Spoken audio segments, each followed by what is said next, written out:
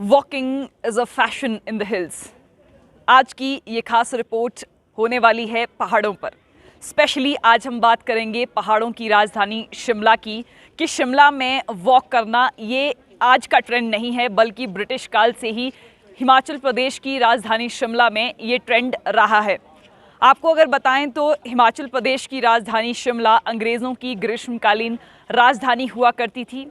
Walking trend के विषय में आपको बता रहे हैं। जिस समय शिमला अंग्रेज़ों की राजधानी हुआ करती थी, उस समय शिमला में केवल 3 लोगों के पास कार्स होती थी। एक तो वायसराय, और दूसरा कमांडर इन चीफ, और तीसरा lieutenant governor general of Patiala. इन 3 लोगों के अलावा शिमला में किसी को भी कार रखने की अनुमति नहीं थी। बाकी लोग शिमला में वॉक करते थे, और वॉकिंग कहीं ना कहीं उस समय से ही शिमला में एक ट्रेंड रहा है। लेकिन आज अगर हम वर्तमान परिस्थितियों की बात करें तो आज भी कहीं ना कहीं पहाड़ों में चलना ये एक लोगों का ट्रेंड बन चुका है। आपको कुछ हम हिस्टोरिकल फैक्ट्स भी बताने जा रहे हैं कि क्या वाकई ये बात सच है कि Indian and dogs are not allowed in some areas. इस पर भी हम आपको बताएंगे। लेकिन उस समय हिमाचल प्रदेश की राजधानी शिमला के अगर इस रिज मैदान की बात करें तो अंग्रेज़ों के समय में रिज मैदान में रिक्शा चलते थे, और रिक्शा चालकों के विषय में भी रुडयार्ड कीपलिंग ने अपनी एक रचना में जिक्र किया था। रिक्शा फैंटम के नाम से उन्होंने एक रचना की थी, जिसमें उन्होंने हिमाचल प्रदेश की राजधानी शिमला और अंग्रेज़ों की ग्रीष्मकालीन राजधानी के विषय में जिक्र किया था, स्पेशली रिक्शा पुलर्स के विषय में। आपको अगर थोड़ा सा और इसमें बात बताएं तो जितनी भी शिमला में टनल्स बनी है, ये टनल्स अंग्रेज़ों के समय में बनी थी।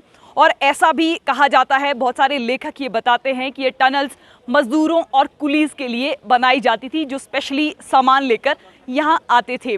तो बहरहाल एक व्यक्ति हमारे साथ हैं जिन्होंने पूरे इस परिदृश्य को देखा था जब वो अपने बचपन में थे। तो आप भी सुनिए कि शिमला में ये वॉकिंग ट्रेंड कैसे बना और इसमें खास बातें क्या थी। शिमला में तब केवल 3 कार्स होती थी। एक कार थी वायसराय की, एक कार थी कमांडर इन चीफ की, और एक कार थी लेफ्टिनेंट गवर्नर पंजाब की। तो ये 3 कार्स यहाँ चला करती थी और कोई कार नहीं चलती थी। हाँ, एक मोटरसाइकिल में गोरा आता था जो मेडिकल ऑफिसर होता था, उसको मोटरसाइकिल में आना अलाउड था। तो वो अपनी कोठी ग्रीन गेट में रहता था। ग्रीन गेट है जहाँ पर आजकल कॉलेज है, लड़कियों का कॉलेज है, उसके साथ ग्रीन गेट होता था।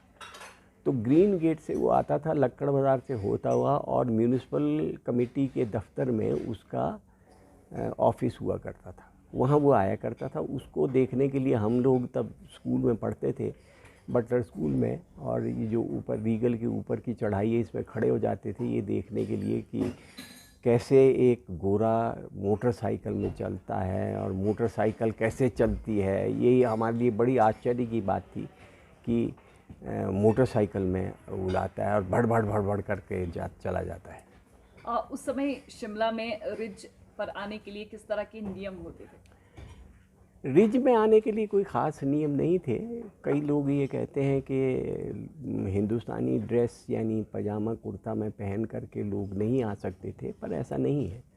और इसमें MMK ने अपनी ऑटोबायोग्राफी में भी लिखा है कि ऐसा नहीं होता था कि अंग्रेज़ों ने हिंदुस्तानियों को माल रोड में आने के लिए मना कर दिया था। मैं खुद मुझे याद है कि मैं हाफ पैंट में पहन करके आता था, स्कूल से आता था। कभी कभी पेस्ट्री खाने का मन करता था तो मैं माल रोड में जाता था, और वहाँ केवेंटर्स की पेस्ट्री मिला करती थी उन दिनों, तो केवेंटर्स की पेस्ट्री में खाता था। कि जैसे टका बेंच पर आने के लिए 1 टका चार्ज किया जाता था, इस बात में कितनी सच्चाई है सर? ये सच्चाई है, क्योंकि टका होता था 2 पैसे, तो 2 पैसे उन दिनों बड़ी भारी चीज़ होती थी। 2 पैसे, 2 पैसे में बाथू के इतने बड़े बड़े लड्डू आते थे। मेरे को याद है कि हम खाते थे, 2 पैसे हमको मिलते थे 1 हफ्ते के बाद, और वो हम लड्डू लिया करते थे, और लड्डू खाना बड़ा मुश्किल हो जाता था उन 2 पैसों के लड्डू का। तो 2 पैसा बड़ी चीज़ होती थी। और टका बेंच में आप सही कह रही हैं कि टका बेंच जो है, जहां आजकल तो मुफ्त जा कर के लोग बैठ जाते हैं, पहले से 2 पैसे देते थे और वो लोग वहां बैठा करते थे। वॉकिंग कल्चर शिमला में पहले से ही रहा है सर, तो समय क्या रहता था घूमने फिरने का? क्या भारतीय लोग मॉल रोड पर आने के लिए, आपने कहा अलाउड होते थे, लेकिन ज़्यादातर लोगों को ये लगता था कि Indians and dogs are not allowed basically? ये कथन है कि Indians and dogs are not allowed, ऐसा माल रोड में नहीं था। हाँ, किसी किसी होटल में या किसी जगह हो सकता है कि ऐसा लिखा, ऐसे बोर्ड्स हों, लेकिन वास्तव में ऐसा कहीं नहीं था। पब्लिक प्लेसेस में ऐसा कहीं नहीं था कि लोग कुत्ते और भारतीय नहीं जा सकते हो। सब लोग सब जगह जाते थे। और ये है कि उन दिनों में ये जो माल रोड है अभी, ये 1869 1870 ऐसे बना था। तब लॉर्ड लेटन होते थे यहाँ, वाइसरॉय। लॉर्ड लेटन के ज़माने में ये बना था और तब से यहाँ पर रिक्शा चलने लगी थी, जो जिसको हम जेनी रिक्शा कहते हैं जापान में, वही रिक्शा यहाँ चला करती थी। और ये पहली रिक्शा रेवरेंड फोर्डिस की थी जो 1880 में आई थी और वो फोर्डिस इसमें जाया करता था। रिक्शा भी वहाँ पर ये होती थी, रिक्शा के जो डायमेंशन थी वो 9 फुट और 4 फुट होती थी। 9 फुट लंबी होती थी, 4 फुट वो चौड़ी होती थी। और उनका वज़न 117 किलोग्राम से लेकर 150 किलोग्राम तक होता था।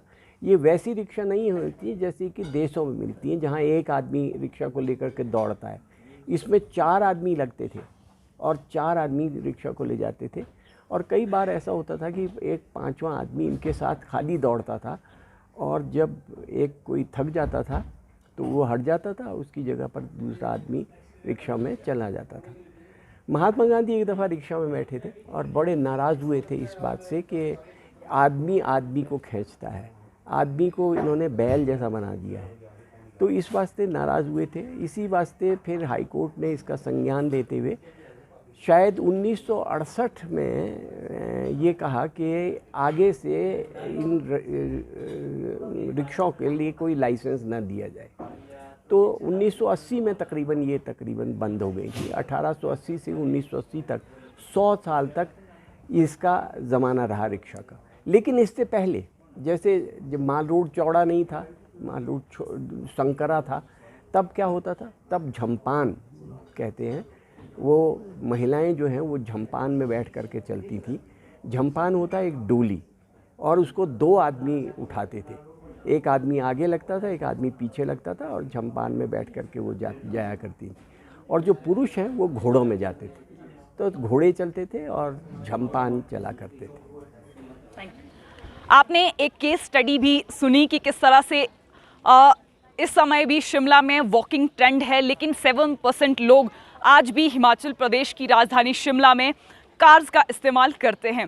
लेकिन सबसे महत्वपूर्ण बात यहाँ पर यह है कि अगर ये कार्स की परसेंटेज हिमाचल प्रदेश की राजधानी शिमला में और स्पेशली पहाड़ों में बढ़ती है, तो इससे कहीं ना कहीं एक समस्या, इस समय ट्रैफिक की शिमला में बहुत बड़ी समस्या है, तो ये इसमें भी इजाफा हो सकता है, जिसकी वजह से लोगों को भी परेशानियों का सामना करना पड़ सकता है।